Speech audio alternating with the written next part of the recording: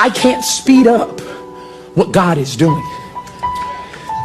So what happens is we get up here, and even I'm trying to start running, and I'm gonna hurt myself trying to run when God told me to walk.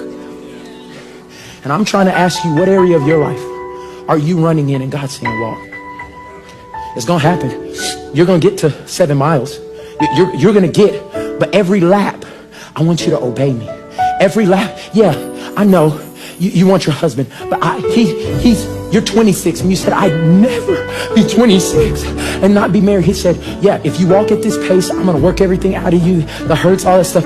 It'll be 36 when you get married, but do you want to set the pace, or do you want me to set it? Because you can get married and get divorced, and my plan will still come to pass by 36.